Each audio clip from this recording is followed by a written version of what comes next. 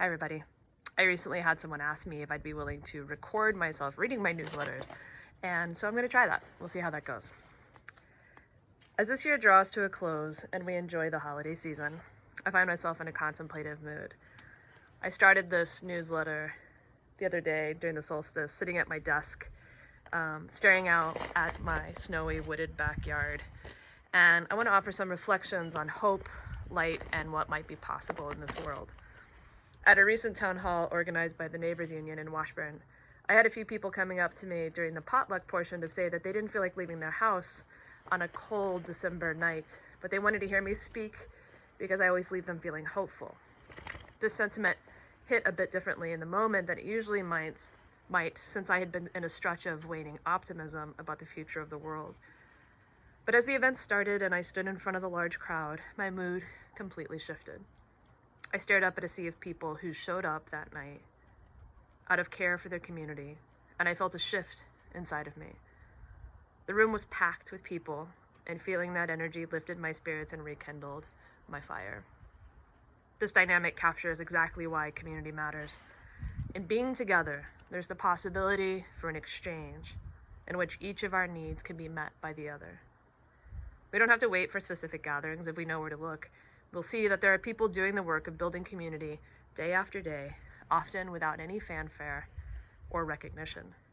In addition to the Neighbors Union, there's the Rural Area Defenders of Democracy and Neighbors Against Intech in Superior, who recently received good news about their organizing efforts, and many, many advocacy organizations across our state. There are people who spend hours volunteering their time and money to feed, clothe, and shelter those in need, like those who help at the Brick and Faith Church. And our communities are filled with people who've committed their careers to teaching and caring for others, from kids to elders to animals and our larger ecosystems. These are people who know that the only way to create the world we want is to step up and do our small part to nudge society toward justice. This caring, community building work often leads to change that comes inch by inch rather than in dramatic moments. And while progress might seem small and slow, and while this is often difficult work, everyone who contributes to creating a more livable world is actively resisting the culture of greed, fear, and isolationism that is at the heart of our broken politics. These community-minded people are examples of the broader cultural shift that we desperately need. They are reminders that when the world feels dark, we can look to the light of community builders. But still, some days my optimism about whether we can build the world we yearn for wavers. Sometimes in the face of seeing how deeply entrenched powerful interests are in this state, this country, and this world, I have doubts that we can make the necessary changes to promote justice. But I always come back to a central belief that no matter how small, we can't help but make a difference. Because the truth is that in everything we do, including in what we don't do, we contribute to the fabric of the world. An example. I was writing this on Sunday, December 21st, and the town hall was on Wednesday of last week. I can't tell you how many times I've thought over those days about the generosity of Colleen's giant roaster pan full of wild rice and sausage. She fed dozens and dozens of people that night with her lovingly created enormous serving of tasty food.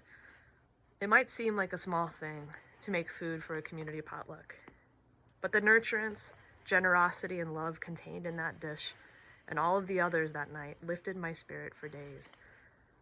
I'm only one person, and there were many dozens of people there, so think of the impact that has rippled through our community for all that was shared. It is not an exaggeration to say that Colleen's contribution changed me, gently nudging my thoughts toward contemplating generosity and kindness, which prompted me to reflect on how I could be more generous and more kind. We should recognize that our interconnections mean that all of our actions have an impact, inevitably so, and in ways that we might not always appreciate. In a world that can feel heavy, the most enlivening, empowering, and rewarding thing we can do with our time is to focus on our local communities. Show up to events, check on your neighbors, especially those who put signs in their yards that you might disagree with. Volunteer at your local organizations, cook food with friends, make new friends if you need them. Walk dogs who need your companionship. And also make time for rest, for quiet, and for contemplation to ensure that these efforts are sustainable and that they come from a balanced, healthy place.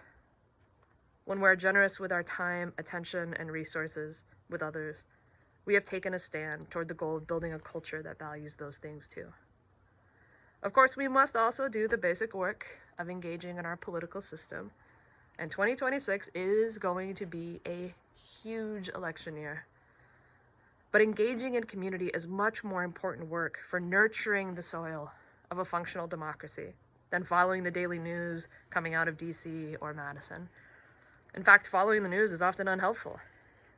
We need just enough awareness of larger systems to know how to act in our everyday lives, including who to vote for and why. But to the extent that political news leaves us feeling depressed, isolated, and powerless, it is actually counterproductive to the project of creating a more livable world. How much more information do we really need to know? At what point are we being made passive and outraged rather than active and engaged? Perhaps most importantly, what actually helps us to remain in the cultural struggle of generosity and connection with others so that we might work toward larger change? Life is made up of what we spend our time doing and thinking about.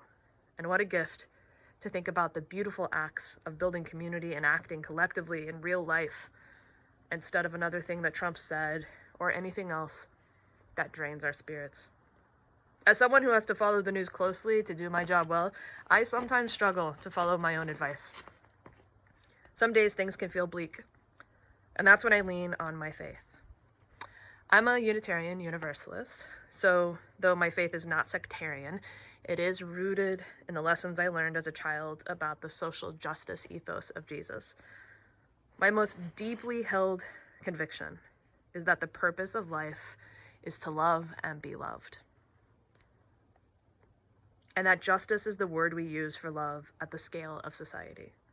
It does not matter how dark things get or how bad things are, the work remains the same. The measure of our success cannot be that we changed everything that needs changing or that we stopped every bad thing from happening, because there's too much that we cannot control. Instead, if we live our lives toward the goal of reducing suffering and expanding justice, we're helping to build a more livable world every single day. Who knows when that moment will come, when we will have an opening, or together we will create one that will shift our structures toward reducing suffering at the greatest scale possible.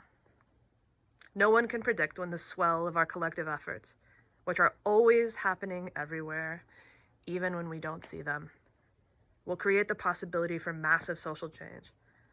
But when we work toward justice at the scale that we can influence, we create those openings, and along the way, we expand our own capacity for loving others and being loved. The impact of those actions ripple beyond our own awareness. The light of that reality, the warmth of that feeling, is a gift that I have received over and over again in my life, and it is one that I hope to continue to share with all of you into the new year. I'm wishing you all love and light this holiday season, and a really happy new year.